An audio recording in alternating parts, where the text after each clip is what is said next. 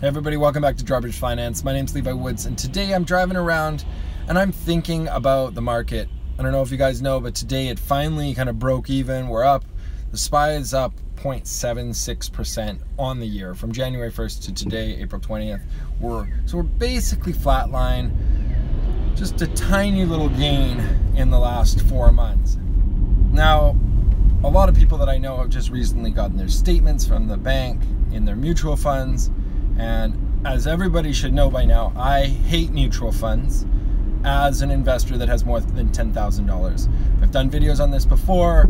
You should check it out. If you want to check it out, I will put the link right up here, and you can see how the math does not work having a mutual fund once you have over $10,000. But that's not what the topic is today. What I want to talk about is mutual funds and how all of my friends that still have mutual funds are losing money because the market's been down. So this last quarter, ending end of March, the market was down substantially compared to December 31st.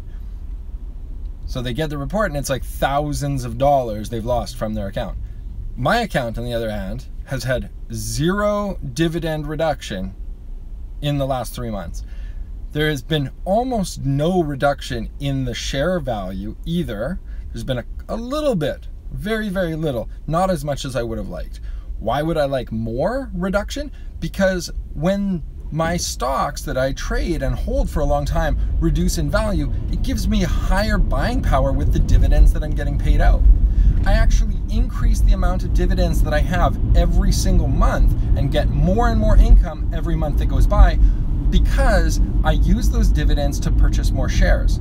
When the value of the stock is down, I have more buying power, therefore I can buy more shares, and those shares in turn pay out a dividend. So my dividends increase on a monthly basis. So I feel sorry for people that still go to banks and invest in mutual funds. If you have more than $10,000, you should really find a professional advisor that will help you set up an account with dividend paying equities and register them as drips. This is a way to make money consistently every single month for the rest of your life. Anyways, that's my thought of the day. Let's get